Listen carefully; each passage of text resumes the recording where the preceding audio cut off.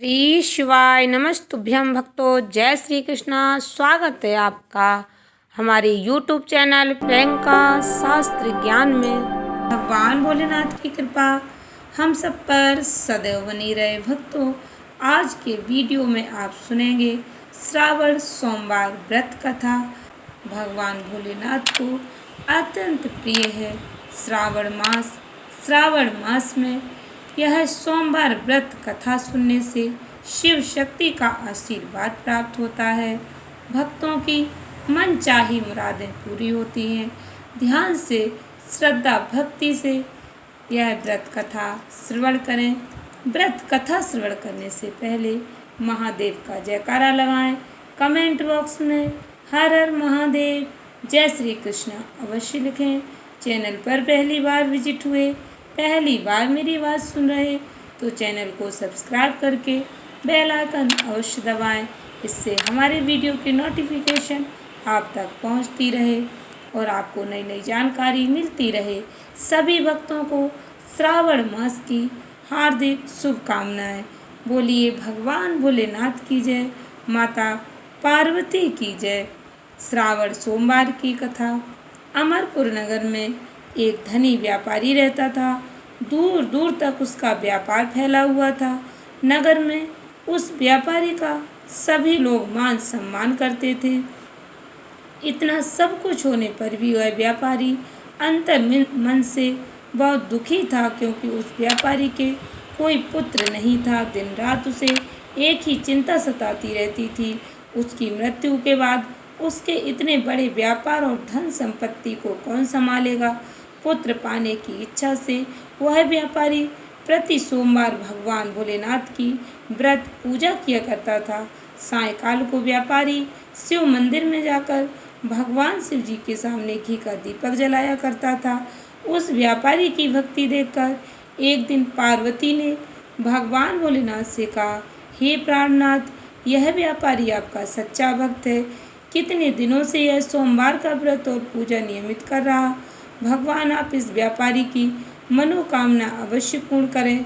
भगवान भोलेनाथ ने मुस्कुराते हुए कहा, हे पार्वती, इस संसार में सबको उसके कर्म के अनुसार फल की प्राप्ति होती है।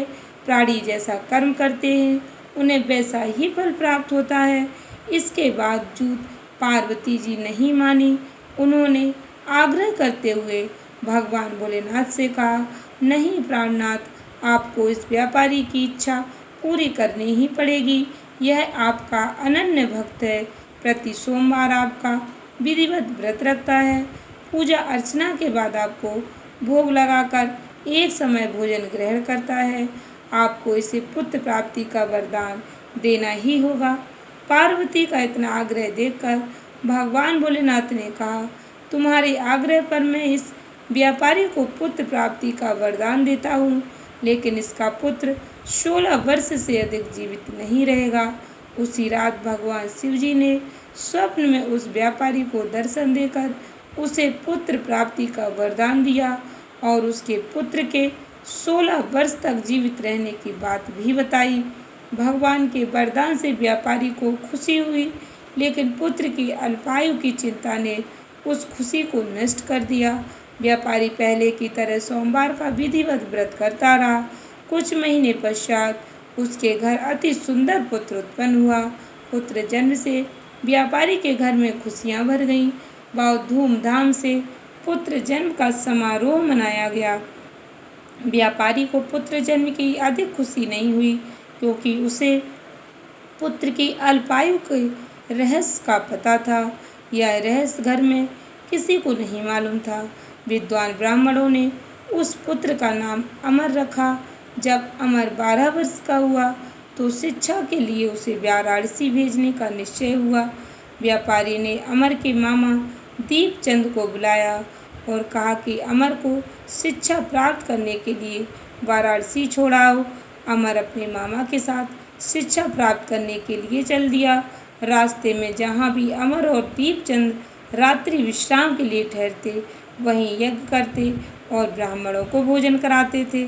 लंबी यात्रा के बाद अमर और दीपचंद एक नगर में पहुँचे।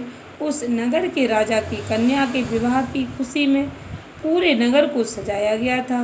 निश्चित समय पर बारात आ गई, लेकिन वर का पिता अपने बेटे के एक आंख से काने होने के कारण बहुत चिंतित था। उसे इस बात का भय सता रहा था कि राजा को इस बात का पता चलने पर कहीं वह विवाह से इनकार न कर दें, इससे उसकी बदनामी होगी। वर के पिता ने अमर को देखा तो उसके मस्तिष्क में एक विचार आया। उसने सोचा, क्यों ना इस लड़के को दूल्हा बनाकर राजकुमारी से विवाह करा दूं। विवाह के बाद इसको धन देकर विदा कर दूंगा और राजकुमारी को अपने नगर ले जाऊंगा। वर के पिता ने इसी संबंध में अमर और दीपचंद से बात की। दीपचंद ने धन मिलने के लालच में वर के पिता की बात स्वीकार कर ली। अमर को दूल्हे के वस्त्र पहनाकर राजकुमारी चंद्रिका से विवाह करा दिया गया। राजा ने बहुत सा धन देकर राजकुमारी को विदा किया। अमर जब लौट रहा था तो सच नहीं छिपा सका और उसने राजकुमारी की ओढ़नी पर लिख दिया, राजकुमारी चंद्रिका, तुम्हारा विवाह तो मेरे साथ हुआ था। मैं तो वाराणसी में शिक्षा प्राप्त करने जा रहा हूँ। अब तुम्हें जिस नवयुवक की पत्नी बनना पड़ेगा वह कान्हा है। जब राजकुमारी ने अपनी ओढ़नी पर लिखा हुआ पढ़ा तो उसने काने लड़के के साथ जाने से इनकार कर दिया। राजा ने सब बातें जानकर राजकुमारी को महल में रख लिया। उधर अमर अपने मामा दीपचंद के साथ वाराणसी पहुंच गया। अमर ने गुरुकुल में पढ़ना शुरू कर दिया। जब अमर की आयु 16 वर्ष पूरी हुई तो उसने एक यज्ञ किया।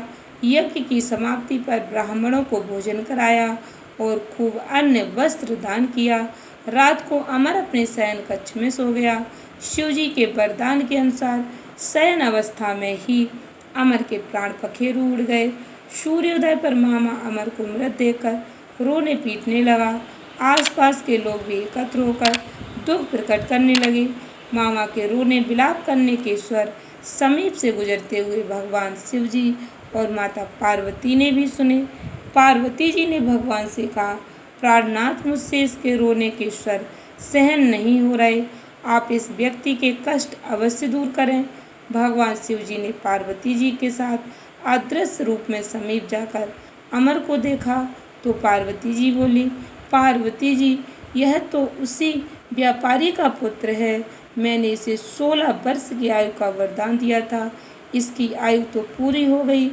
पार्वती जी ने फिर भगवान शिव जी से निवेदन किया, हे प्राणनाथ, आप इस लड़के को जीवित करें, नहीं तो इसके माता पिता पुत्र की मृत्यु के कारण रो रो कर अपने प्राणों का त्याग कर देंगे।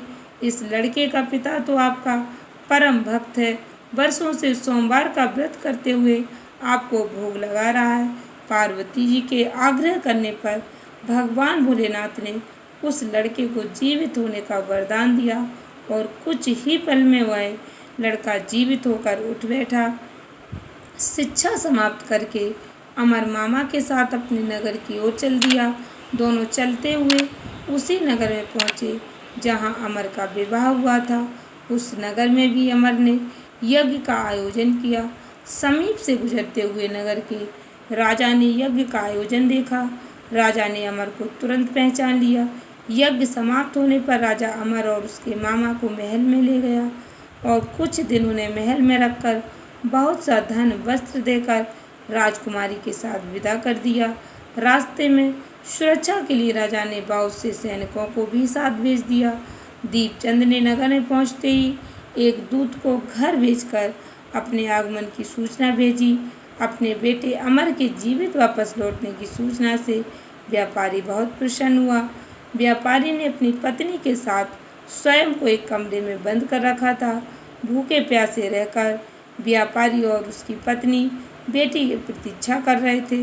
उन्होंने प्रतिज्ञा कर रखी थी कि यदि उन्हें बेटी की मृत्यु का समाचार मिला तो दोनों अपने प्राण त्याग देंगे। व्यापारी अपनी पत्नी और मित्रों के साथ नगर के द्वार पर पहुंचा।